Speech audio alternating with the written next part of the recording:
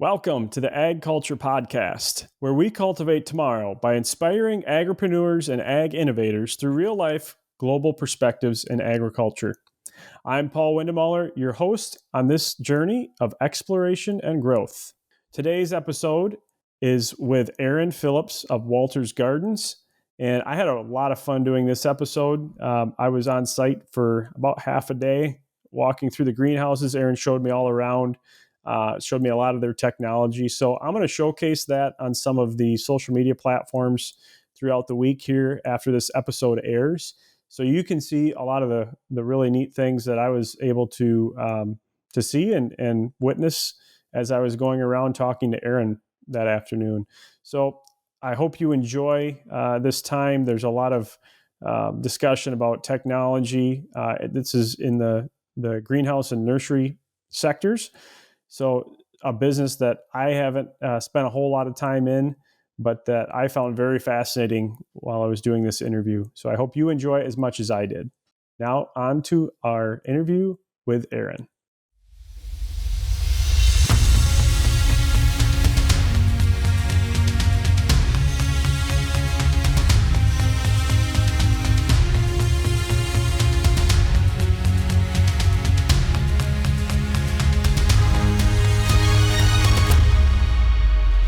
All right, welcome to the Ag Culture Podcast today. I am with Aren Phillips of Walter's Gardens here in Zeeland, Michigan, at one of the greenhouse locations, the newest one, I believe, correct? Welcome to the podcast, Aren. Yeah, thank you. Thanks for having me. Yeah, so Aren and I met a couple of months ago at a food and agribusiness conference in Michigan here and hit it off. We had some great discussions about technology, about what we're doing in our different sectors in agriculture, and thought you'd be a great guest on this podcast, and really intrigued by the story of what Walter's Gardens has done. It's kind of been a pretty big enterprise in the community locally here, I know, for quite some time, almost 60 years, I believe. Yeah, we're up to 78 years. Oh, 78, yes. Wow. Yeah. So that's quite a history here. So why don't you tell us a little bit about yourself and your background, what got you to where you're at today? Sure, yeah. If we go way back, so I have a degree in environmental science, graduated around the time of the downturn. So actually went back to school, got a certificate in greenhouse management through Michigan State, and found an internship position up in Grand Haven at Spring Meadow Nursery. And, within 2 months of my internship, they hired me into the program. So a little bit of background on Spring Meadow and the Proven Winners brand. So Spring Meadow is the flowering shrub partner of the brand name Proven Winners, and Walter's Gardens is the perennial partner of Proven Winners. So it's pretty cool. West Michigan is the only place in the world that you can have your choice of Proven Winner partners to work with. So that was pretty cool to have both of those in my background. Kind of real brief history of Walter's Gardens. So we've been on the corner of 96 and Chicago Drive in Zeeland, Michigan for the past 78 years. Okay? So rewind all the way back to, post World War II, and Walter's family started a bare root perennial, flower business. And they'd been farming that we're actually at that same site still today. That's where our main campus is. So Walter's Gardens, it's the Walters family. They are now in their third generation. It's been a family-owned operation for 78 years. We have a corner on the market in flowering perennials. So we do mainly two different crops. One is a bare root perennial, and then we also do a greenhouse-grown plug. And we are a part of the Proven Winners partnership. So we're the perennial producer. So if you see Proven Winners at any garden center across the country, with a PW logo, we are the perennial partner in that brand. And, we come from a line of farmers. Like I said, third generation, we started with bare root perennials. We have 1,500 acres of nice sandy West Michigan soil here. Works really well for growing bare root product. And we use that to our advantage. So we can grow really nice, bulky, bare root product, nice and sandy and free of clay and other debris, we can clean that up really good. We have a premium grade 1 product that our customers really like. So, and along with that 1,500 acres, how many square feet of greenhouse space do you also have? Yep. So with the 1,500 acres, we do about 600 of that, more or less, we have in production. Then we rotate that out. We do cover crops and things like that. On the greenhouse side of things, we have about 17 acres now of greenhouse production. So at our main site, we had been adding on, an acre here, 2 acres there. I think we're up to about 6 different types of greenhouses, right? So if you're decades old greenhouse company, you're going to have decades worth of greenhouse technology as well. We decided that we wanted to do things a little bit different. We kind of started getting boxed in a little bit at our main site there. It's a pretty busy corner, and we're running out of space. So, well, we looked at our fields that we had, and talking about the soil type is really important for growing our bare root product. And on one of our biggest sites that we've owned for the longest time, we have really nice sandy soil, and then part of that farm was heavier clay. We really couldn't do anything with it with bare root. Well, that's a nice big spot to build a greenhouse. Perfect building site, right? There you go. Yeah. So the farm is called Cedar Break. And we decided that the easternmost part of Cedar Break Farm, we decided to, go ahead and build a new production facility with connected greenhouses and basically the works. We started with a blank slate. It was a cornfield, right? We were renting it out to farmers, and we were just like, let's pick that as our spot. We had to bring in all utilities into the site. We designed our production facility as the head house. We designed 4 acres of greenhouse. The cool thing about this site is that we've designed it for expansion. So unlike our main facility that we just kind of, pieced together over the years, we really had a kind of forward-thinking mindset when we were planning this space. It was a blank slate, and we wanted to do it right.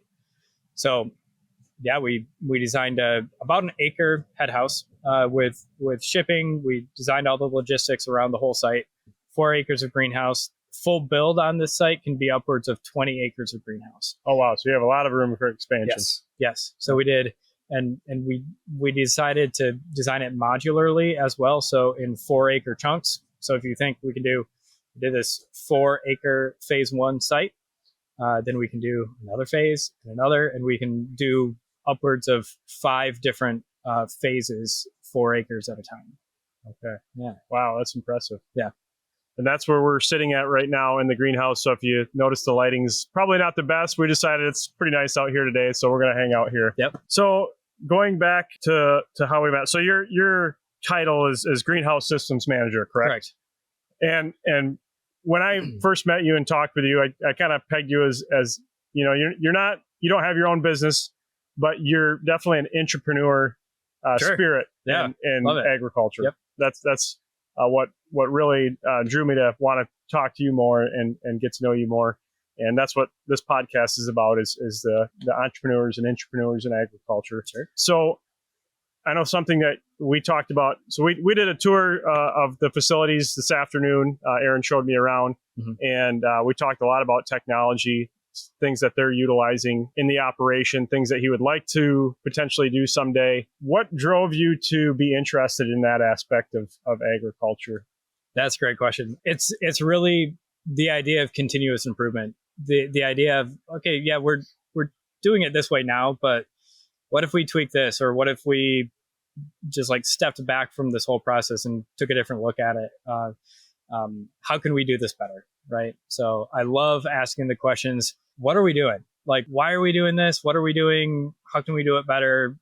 What if we tweak this? What if we invest in this? What if we research this? Really to kind of take the, 40,000 foot approach, step back, look at the whole process, and then see what's working, what's not. And then dive into those things that really aren't working very well. Then research what kind of technology is out on the market. Look to other industries too. So, I mean, really, we're hort and ag, right? Horticulture and agriculture.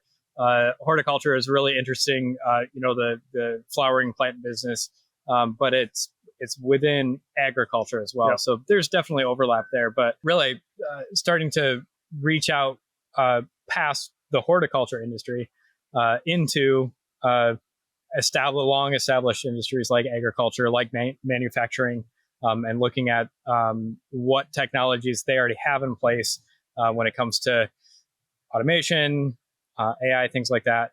It seems like other industries maybe are a few years ahead of horticulture, but yeah, we'll see where it goes. And Walter's Gardens has a history of kind of being an innovator with. I believe they were one of the first ones in the country to have a tissue culture lab. That's true. Yeah. Yep. That was the example that I was going to use. Yeah. Back in the 70s, right? When tissue culture technology at the time was really in research universities as a way to propagate genetics. Owners of Walter's Gardens decided that was a really good way to propagate hard to produce material. And yeah, we were one of the first ones in the country to be able to do that. And we just in the past couple of years, we still had our initial TC lab up and running, and we just moved it offsite, basically due to sanitation reasons, things like that. We really want to keep our genetics bank as clean as we can. Yep. Moved that to an offsite location in Holland.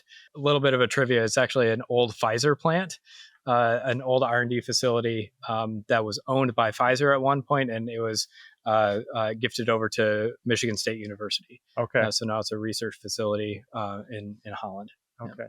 Yeah. Awesome. Yeah. And today, as we went around touring the facility, we saw a lot of different technologies. Mm-hmm. You were showing me that you have adapted. You want to name a few of those, what they do, and sure. And some of why you invested in those. Yeah. So we basically went around followed the path of the plant, right? So yep. When a plant comes in the door, where does it go until it's a finished product out to shipping? So one of the places we started was in the Ellie room, and we talked about our end-of-line scanning, our barcode system. So every flat that we produce has two barcodes on it. One is an inventory tracking barcode, and the other barcode is basically for labor tracking. It's an employee ID barcode. And Paul got to see the automated scanning at the end of the line. So an employee will finish their flat, put it on the bottom belt. It will go through an automated scanning, barcode scanning, and that will do two things. One, it will put that newly created inventory into the system, and then it will also track the labor of that employee. So it will time the difference between one flat they produce and the next flat that comes down the line, which is pretty cool. Yeah, yeah, and you were able to show some pretty phenomenal results. Just the example that you gave me, I think, right before I had come. Sure. In real time, being able to help laborers retrain while you're sitting there, and exactly. At that point, I think you said it basically cut the labor time per flat down in almost half by retraining on the go. Yeah, exactly. So with the other barcode, we track labor. So we have an expected rate for each work order that we do, and we display that on a screen, and actually like in a leaderboard style. So we have our employees listed by their names, and then instead of working in plants per hour, we actually display it as minutes per flat. It's a lot easier for the human brain to comprehend that kind of time frame. And it's been working out really well. So we made that change this summer. Is great. So we can see minutes per tray per employee and the expected rate as well. So then our line leaders can actually focus on some of the lower performing employees and try to get them from red, which is 90% or below, up into the gray, which is at expected rate. And there's also a green category for anything above 110%. So it's a really easy visual cue, not only for the employees that are working on the line, but also for the line leaders that can focus on training for individual employees.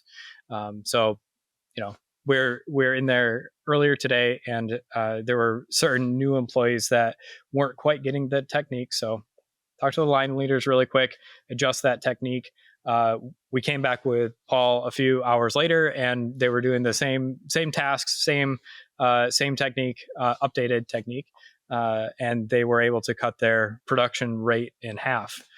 So about 10 minutes per tray down to about 5 minutes per tray. Yeah, that was pretty cool to see. And one of the other intriguing pieces of labor-saving technology that we looked at that you guys have recently invested in, I believe you said 2 years ago now, is the sorter. Yes. You want to tell us a little bit about that? Sure. Yeah. That was a fun project to work on. So a lot of our labor goes into sorting our product. So Walter's Gardens, we're really focused on the quality of the plugs that we're selling. We want that to be a really nice quality material going to our customers. In order to do that, we do a lot of manual sorting. Well, do we need to sort everything manually? There's other ways to do that, right? So we decided to look at technology that's out in the industry, kind of the ag hort thing, right? Again, if you're looking in the horticulture industry and looking to other companies that are automated, it's really looking over the pond. It's looking to the Netherlands, Germany, Belgium, places like that, that have really invested heavily into automated equipment. So the company that I have experience with working at Spring Meadow is TTA. They're out of the Netherlands. And we decided to, after quite a bit of research, ROIs, all that kind of stuff, we decided to invest in one of their bigger, newer technologies. It's called a TTA Flex Sorter. Okay, so it's a really cool piece of equipment. It's about the size of your living room, and it has in-feed belts. It has grippers that come and pick up the plant, and then it puts it into a photo booth, and then takes an infrared picture of it and basically counts the pixels of chlorophyll that are present in that image, which is really cool. And then in a millisecond, it will decide whether that's a grade 1, a grade 2, or a grade 3 product, and all automatically move into the position to place it in the flat. Rates, right? We want to talk about rates with this labor saving piece of technology. So if we did that same process by hand, we could do maybe about 500 to 600 plants an hour, maybe 7 if we're on a good day, with good plant material. The machine itself can do about 5,000 plants an hour. So when you talk about labor hours, we're really saving about 9 to 10 positions when we run that machine, depending on if we have a machine operator, then a quality check person. Things are running really good. We can run it with just one person. Awesome. Yeah. So besides some of those labor savings technologies, we looked at a couple other things in the greenhouses themselves that you use in your growing. What are some of those technologies? Sure. So it was really fun to. Okay, let's talk about Cedar Break. Right, we're at the Cedar Break facility, and it was really fun to kind of look back at Walter's Gardens main site and see what we had done over the years and what worked really well and what didn't work so well. Right, so we could kind of take the best of our decades old experiment, take that stuff here and build a really nice greenhouse. So one of the best greenhouses that we have at our main site we call acclimation. So that's where we take our little tissue culture plants and our unrooted cuttings, and we put roots on the plants, grow them from baby plants into rooted plugs. And one technology that we introduced, this was a few years back when we built that site, we looked into a really interesting technology. It's called dry fog, and it comes from Japan, where they do a lot of automotive welding. So in these big factories, they need to maintain a certain humidity level for static electricity, right? And we thought, well, that's pretty good. Okay, so industry standard is, really high pressure water, and it's, fed into this fog system with, little brass nozzles that you always have to clean, and it's just a pain, and it doesn't work, and it breaks down, and there's a lot of maintenance. It drips all over your plants. It's no good. So this dry fog system is basically a glorified spray paint can, right? So it's a water reservoir, and then if you force high pressure air over that water and force it through a nozzle, it basically vaporizes the water, and you can stick your hand in, about a foot away from the nozzle, and your hand will be humid, but it won't be wet. And we have really nice humidity control in that environment. But it's a really good example of looking to other industries and what can we bring into the horticulture industry to improve our process. Right. And that's one of the reasons why I have people like you on this podcast is how do we look in agriculture at different sectors and be able to utilize some of those tools that you might have in a greenhouse that I could use on a dairy farm or on another crop somewhere. Yep. Yeah. Great example of that. One of the other things that we talked about was lighting. You want to go a little bit into that and some of the, sure. I know you guys were kind of on the cutting edge of that. In the greenhouse industry. Yeah. So let's rewind back to about 2017. There's this new technology in the greenhouse horticulture industry, LED lighting. It's pretty commonplace now.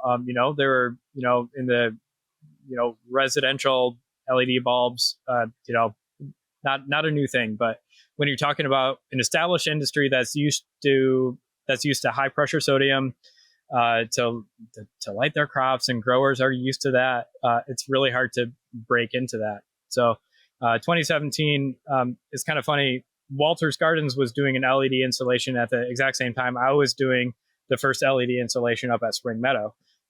So got that up and running, did the whole ROI calculation, did a presentation, got it installed. And then we work with Phillips Signify is the company that we go for right now. They have a compact module. It's a 1-to-1 replacement with your standard HPS 1000-watt lamp. Unplug that, plug this one in, you're good to go. So really, really fascinating stuff. LED lighting is definitely a different beast. There's things that you have to keep in mind. But really, if you think about it, plants see light differently than we do.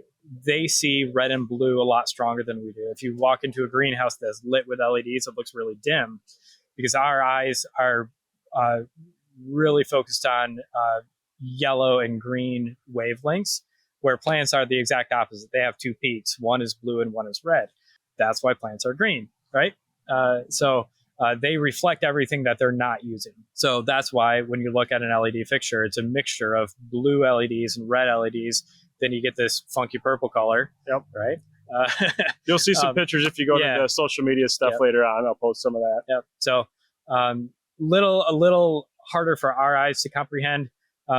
Throw a slight white LED percentage in there as well. It makes it a little easier to work under. But the plants love it. Yep. So we're able to cut our energy by about a third when we go to LEDs. There's great rebate programs out there across the country. Work with your local energy supplier, and I'm sure there's a rebate program out there. But that's really when we do new installations, that's what we go to. We do light studies, but we kind of know what's going on. So, well, one of the benefits you said you noticed was the coloring of the plants, or the term that you used. We were talking about variegation. So one thing Walter's Gardens does well is our hostas. We grow upwards of 100 different varieties, and each one has a different variegation pattern. And we've noticed that growing under LEDs, they're a little more compact, but they stay actively growing, which was really cool.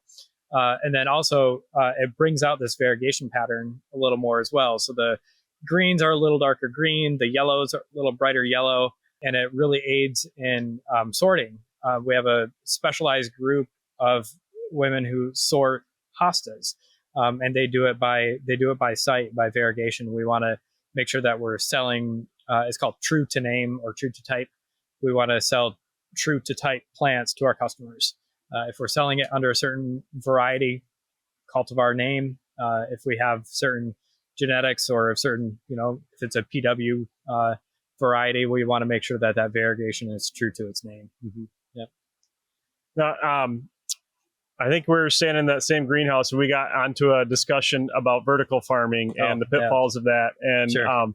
One great point that you brought up that I really liked, I think anyone in agriculture can use this, is you had mentioned using what nature gives you for free.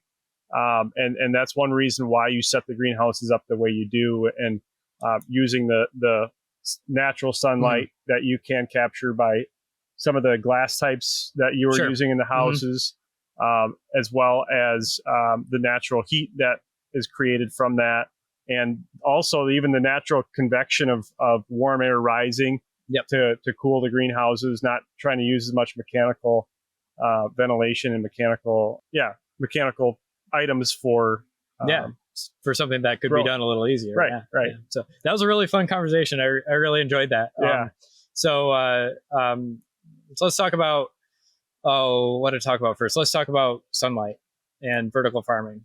So vertical farm is really interesting because if you think about it, we're trying to pack a ton of plants and a ton of technology into a really small space, and really to decrease the footprint. And that's great, but it's a huge upfront cost. So from the greenhouse side of things, only doing one layer of plants, right, on the greenhouse floor, that's still a really big investment for infrastructure, for LED technology, for venting, for watering, for everything that plant needs. You got to fit that in. It's hard enough to fit it into a greenhouse. It's even harder if you have to fit it into every single level in a vertical farm. Now, there's another really interesting thing about vertical farming is that you're taking away sunlight. From a greenhouse grower perspective, I always scratch my head about that and say, well, why would you do that? Because really, when we talk about our LEDs, we're talking about supplemental lighting, where it's really supplemental to the free energy that we're getting from the sun. In January, it's not enough in West Michigan, but then we supplement that with LEDs. With a vertical farm, if you turn the lights off, it's dark. It's 100% black, right? So then you have to supply 100% of the lighting that's in that vertical farm. That's called sole source lighting. So you're providing all of the light for the energy that those plants need. Same thing goes with heat. Okay, so granted, with a vertical farm, their issues are more with cooling than it is with heating. They're trying to cool down the heat energy that comes off of their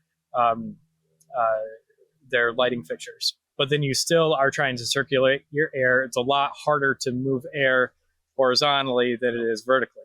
In a greenhouse, we get free light energy from the sun. We get free heat energy from the sun. Everybody knows greenhouse effect. I mean, right? That's the term, right? That's the term. Yeah. I mean, it's old school stuff, right? So we get a lot of free heat from the sun as well. Granted, that doesn't really happen in West Michigan, right? But the same thing goes with moving air. Okay, so my experience starting my greenhouse growing career up at Spring Meadow, they have basically the peaks of their greenhouses are all vented directly from the peak. Okay, so you might have a 400-foot long greenhouse, and it will open along the peak all the way down. With some of the older builds at Walter's Gardens, simpler builds, that's okay. We're trying to move hot air out of the greenhouse and move in cool air horizontally. And that takes so much energy. We have huge exhaust fans on one side, huge vents on the other side, and we're trying to move. Air is really heavy and it doesn't want to move. And we're trying to push all of that air through the greenhouse in order to cool it. It's so much easier if you rely on air density to make that change for you. Mm-hmm. If you crack the roof and let the cool air fall and the warm air rise, you can get an air exchange in your greenhouse within like 2 minutes. Yeah. And I remember, back in my internship days, standing in the greenhouse in March, and just feeling that cool air fall on me, and just like, man, that's really efficient, And then, sure enough, 2 minutes later, the greenhouse would close up, and we'd be right on target for our heating needs, and we'd be good to go. But yeah, we talked about cooling pads as well, and how that's a technology that we use in horticulture and in ag with dairy farms, trying to keep cows cool. Right. Yeah, cooling pads work, but only for a certain distance. Again, cooling pads work by literally sucking air through wet cardboard, Right. causing that evaporation cooling. But then you're still moving that air horizontally, and it only gets to a certain point in the greenhouse before it heats up again. And we found that it's maybe 150, 200 feet before it starts warming out, about halfway distance of our greenhouse. And yeah, we have that in certain areas, and yeah, it works to a certain extent, but it sure costs a lot of energy to do that. Yeah. And you have some other really simplistic, not really technical things, but like shade cloth and heat cloth that you utilize. I mean, they're pretty simple concepts, right? Yep. They're not very technical, but they're very effective. Mm-hmm. So I think for me, and probably you being one to really be interested in technology, Sure. we also have to balance that, right? Oh, exactly. Yeah. Like you said, using what nature gave you, or the simplest concept that might actually work the best. Yep. Yeah, exactly. We talked about different types of shading. We have two different types. We have shade curtain, which does what it does. It closes and provides shade for the plants on warm days. Warm, sunny days in June is a little too much for the plants. We'll shade them and actually keep our greenhouse temperatures down. The flip side is true. We have something called thermal curtains or energy curtains that we will close during the night on cool winter nights. And they actually have a little bit of aluminum in them, and they will reflect the heat energy back into the greenhouse. It's balancing that light energy versus containing the heat energy. Right. That's the game we play in December, January. Yeah. Okay, let's switch gears here. Sure. What are some of the bigger challenges that you see in your industry moving forward into the future, and how do you feel you guys at Walters Gardens are set to handle those things? Sure, that's a great question. I think in the greenhouse industry, in the ag industry, we're dealing with something. So basically, cost of labor is really increasing quite rapidly. We're starting to rely on a worker visa program called H-2A. So it's basically the agriculture worker visa program, where we rely on outside work to get our work done. And it's based on something called the adverse effect wage rate, so AEWR. This is set by the Department of Labor every year, and it keeps going up every year. Just like everything else, Just right? like everything else, exactly. And the idea behind it is to basically make sure that our H-2A workforce is paid equally with local workforce. So it's based on a survey that goes out to the industry about local workforce wage rates. That feeds into the AEWR program, and then those rates keep on going up. So labor costs is one of the biggest challenges that we're going to face in the next couple of years. The thing that we're looking to get around this is basically automation. How can, sure, for a while there's low-hanging fruit about how to do things a little more efficiently and improve processes and things like that. But you get to a point where you can only go so far with manual labor. What's the next step after that? It's really automating these manual processes and starting to invest in larger pieces of equipment like the TTA flex sorter. other things like that. Yeah. So we have a, I always have stuff in my back pocket that I'm working on. So we have a handful of projects that we're doing research on right now. It's all about the ROI, your return on investment for that piece of equipment. We're really looking into an ROI of about 2 to 3 years for the labor saving technology to pay for itself. And if that's the case, then we'll seriously look into it, get a team together, and make it happen. Yep. And one of the other things I believe you said when we were touring today, you do have some tissue culture growing areas outside of the U.S. Correct. What were the main reasons for that? Is that purely labor, or are there other benefits that you've seen from Sure. doing that? And where are those areas? Yeah. So yeah, the tissue culture industry is fascinating. It's pretty amazing. If you ask anybody at it, like go to your local farmer's market and pick up a hosta plant and ask somebody, well, where did this plant start? Like at the garden center or at the farmer down the road. Well, actually, it goes way farther back than that. Most let's say this, most basal growing plants actually only come from TC because you can't take a cutting to propagate that. So it's actually a division that has to happen.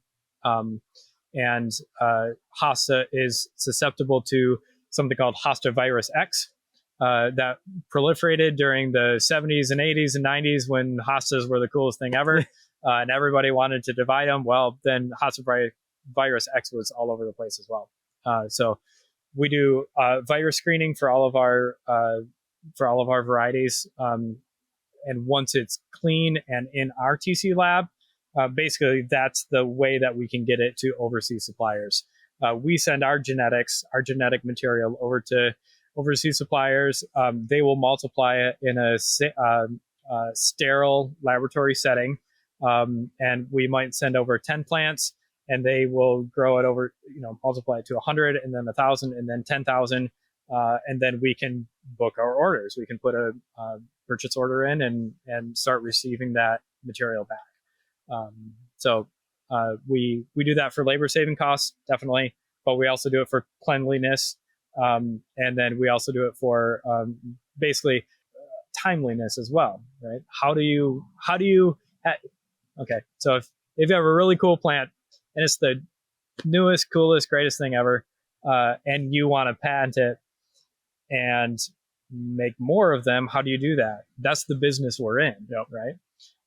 And tissue culture is a really good way to do that, where you can multiply that genetic material, basically cloning, right? We're cloning under sterile conditions, so then we can have 10,000 of the exact same plant in a few months, and then have it up to production numbers. Awesome. Yeah. I'd like to prick your brain a little bit about your personal insights. Sure. As somebody that you didn't really start out being around this as a kid, right? Correct. Yeah. So what got you intrigued to want to be involved in what you're doing today, and what kind of led you to have the motivation, the drive? Obviously, you're very driven. You're very excited. Showing me around. You're proud of the work that you do, which is great to see. But what got you there? What got me there, man? I really think it's a love of plants and a love of nature and a love of getting your fingers dirty and just that connection to nature. I think there's something really innate in the human brain that certain people can tap into, and I think it's really ironic because in the day and age that we are in, technology is sold as the solution to everything. Well, what's happening is we're starting to surround ourselves in technology to the detriment of our connection to nature. Mm-hmm. And that's really interesting. And so I grew up, so Michigan is great. I mean, high five of the United States, right? So we're proud to be in Michigan. Yep. West Michigan is phenomenal. We love our Lake Michigan, sandy beaches, coastal dunes. It is the only freshwater coastal dune ecosystem in the world. There's only one, and it's in West Michigan, and that's where I grew up. I grew up close enough to Lake Michigan that I could ride my bike out to the pier. I spent a ton of time in the hardwood forests, growing along the dunes, swimming in the lake. That's where my connection to nature started. And I was like, man, how could I? So growing up with this, how do I embrace that for the rest of my life? How do I make a career out of it, really? And like I said earlier, I thought, hey, environmental science is great. Well, how do you make money on that? Exactly. Right? How do you make money on that? Yeah, that's a hard sell. So, right. So like I said, really with my education and that connection to nature, really getting into the horticulture industry is the way to go. And being able to be surrounded with plants like this. I mean, it's mid-December, right? And we're sitting in a greenhouse having a nice chat. It's great. What other industry could you do that in? And then the great thing too is playing around with technology. Having that drive of what are we doing here? How can we make it better? And looking back to that technology aspect of it and really putting those two things together. So we're starting to hear stories of tech burnout, where people are in the tech industry and they're getting burned out because they're losing that connection, whether it's personal connection, whether it's connection to nature. That's detrimental to the human psyche, really. Yeah. And I can't believe how lucky I am to be able to do what I love to do every day and learn something new every day as well, and meet new people and look into new industries. And it's great. That's awesome. So for young people in agriculture, young agripreneurs looking to make a mark in the industry, what advice do you have for navigating the balance between tradition, Sure. The way things have always been done, and innovation in their ventures? It's a really tough balance. It's really tough to, first of all, gain the experience, right? I mean, everybody has to go through moving flats and hauling carts and weeding, and even going back even farther, I really started my horticulture industry in a retail garden center. Doing that for a while. I did landscaping for a while, installation and maintenance and all that kind of stuff. Everybody goes through the ringer at some point. Yep. But then really having the stamina to know that you have to go through those steps to understand the industry as a whole, and gain that experience, and then keep going. Like, what's next? I'm one of those people that if things get too comfortable for too long, then I get a little like, okay, like, what's next? Bring it on, right? Yep. So I guess that's what my drive is I love learning. I love seeing the big picture. I love to see how we can do things better. Where does it go from here? Yeah. What's the next thing? Bring it on. Yeah, that's great advice. Yeah. Yep. Is there anything else that you'd like to discuss? Anything else that you think would be pertinent? Yeah. So we mentioned this a little bit at the panel discussion that we're at. We talked about this on your farm too. Man, that was a great day. We did a little tour at my dairy farm. Yeah. But really, artificial intelligence and how that factors into things like milk and dairy cows, or growing plants in a greenhouse. What does that look like? We talked about what's our biggest challenge in the industry. We talked about labor, but we also I want to circle back to that and talk about AI a little bit as well. And it's really interesting because we're trying to balance how much we look into it now, how much we invest, and then also what can it do, right? So I think that's true for any industry right now, whether it's automotive or online sales or you name it. Everybody is looking to AI and seeing what can it do for the industry that I'm in. How can it benefit me? How can it benefit my job and what I do? And we're there as well. But we're going to do the same thing that we've done with any other technology. We're going to look around. We're going to see how other people are handling it. then we'll start looking into, okay, how are people adopting this into their greenhouse business, and take it from there. Learned this a few months back.